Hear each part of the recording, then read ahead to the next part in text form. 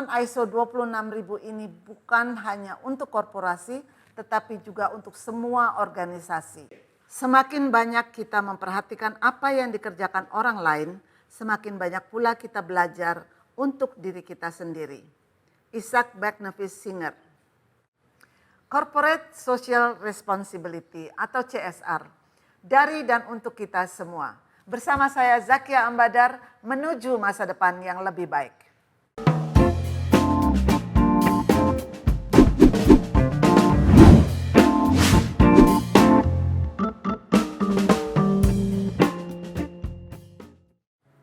Saat ini saya ingin secara khusus membahas tentang ISO 26000 sebagai standar global pelaksanaan CSR.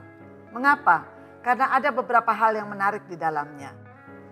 ISO atau International Organization for Standardization sebagai induk organisasi standarisasi internasional berinisiatif mengundang berbagai pihak untuk membentuk tim atau working group yang membidani lahirnya panduan dan standarisasi untuk tanggung jawab sosial yang diberi nama ISO 26000, Guidance Standard on Social Responsibility. Pengaturan di dalam ISO atau kegiatan ISO di dalam tanggung jawab sosial terletak pada pemahaman umum bahwa social responsibility adalah sangat penting untuk kelanjutan suatu organisasi.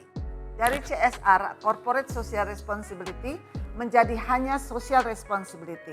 Hal ini disebabkan karena tanggung jawab sosial bukan hanya untuk corporate atau perusahaan, tetapi juga untuk semua organisasi, baik swasta maupun publik. Menurut saya ini tepat sekali bahwa perubahan dari corporate social responsibility menjadi social responsibility yang artinya bukan hanya corporate yang memiliki tanggung jawab sosial, tetapi juga lembaga-lembaga sosial lainnya perlu memiliki tanggung jawab sosial. Seperti yang akhir-akhir ini terjadi terhadap sebuah lembaga sosial, Aksi Cepat Tanggap atau ACT.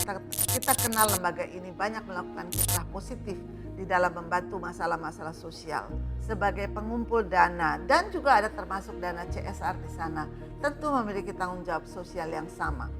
Dan artinya bahwa tidak dapat menyalahgunakan dana tersebut untuk keperluan atau kepentingan pribadi. Ini penting sekali.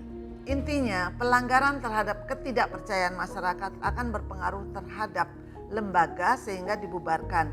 Hal ini tentu sangat kita sayangkan karena lembaga sosial tentu dimaksudkan atau ditujukan untuk membantu masyarakat. Dan yang saya khawatirkan juga karena ada masalah ini, ada kasus ini, kepercayaan masyarakat terhadap lembaga-lembaga sosial yang lain juga akan terpengaruh.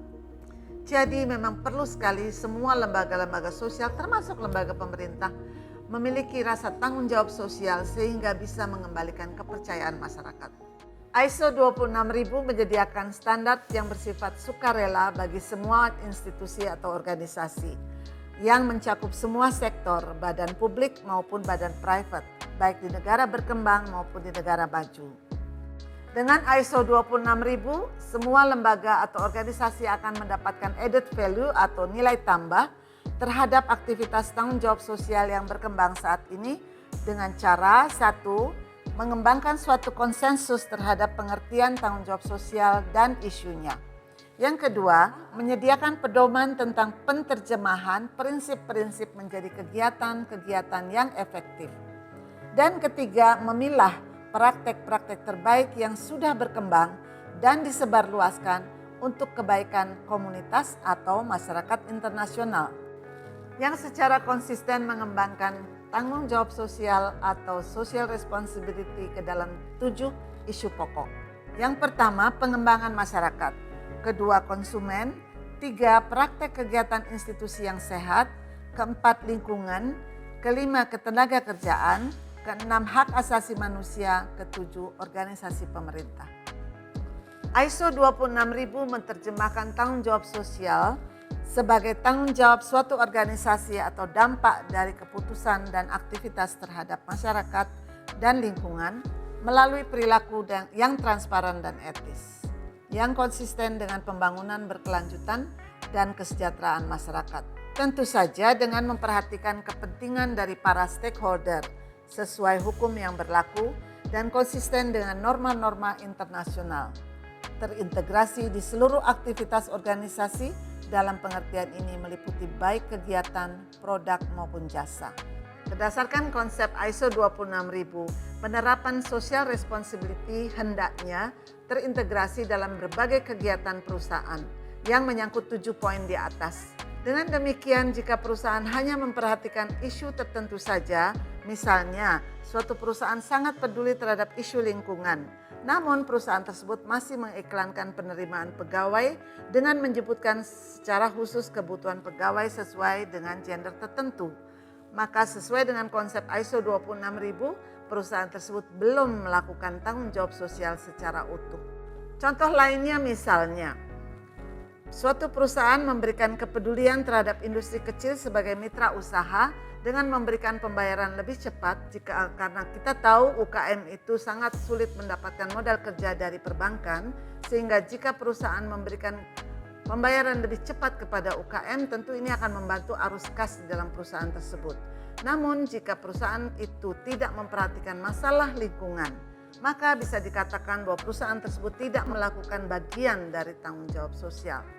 Prinsip-prinsip dasar tanggung jawab sosial yang menjadi pedoman bagi pengambilan kebijakan dan keputusan yang terintegrasi dalam kegiatan perusahaan sesuai dengan tanggung jawab sosial menurut ISO 26000 meliputi: pertama, kepatuhan kepada hukum; kedua, menghormati instrumen atau badan-badan internasional; ketiga, menghormati stakeholder dan kepentingannya; keempat, akuntabilitas; kelima, transparansi; keenam, perilaku yang beretika; ketujuh, melakukan tindakan pencegahan; dan kedelapan, menghormati dasar-dasar hak asasi manusia. Adanya ketidakseragaman di dalam pelaksanaan social responsibility di berbagai negara menimbulkan adanya kecenderungan yang berbeda dalam proses pelaksanaan CSR itu sendiri di masyarakat. Oleh karena itulah diperlukan sebuah pedoman umum dalam penerapan CSR di mancanegara. Telah disepakati bahwa ISO 26000 hanya memuat panduan, guideline saja, dan bukan pemenuhan terhadap persyaratan. Karena ISO 26000 ini memang tidak dirancang sebagai standar sistem manajemen dan tidak digunakan sebagai standar sertifikasi sebagaimana ISO lain pada umumnya. ISO 26000 menyediakan panduan atau pedoman yang bersifat sukarela. Hal ini tentu menarik untuk kita bahas kembali. Untuk itu saya secara khusus ingin mengundang teman-teman, rekan-rekan atau stakeholder, pelaku atau pelaksana CSR atau social responsibility untuk kita bisa diskusi bersama bagaimana menerapkan social responsibility yang menurut ISO 26000 itu merupakan sukarela, tetapi di negara kita merupakan suatu yang wajib dan tertuang di dalam Undang-Undang Nomor 40 Tahun 2007 itu. Untuk itulah saya secara khusus ingin mengundang teman-teman atau stakeholder untuk dapat membahas masalah ini secara lebih mendalam. Tanggung jawab sosial atau social responsibility adalah tanggung jawab kita bersama demi masa depan yang lebih baik. Nantikan program berikutnya.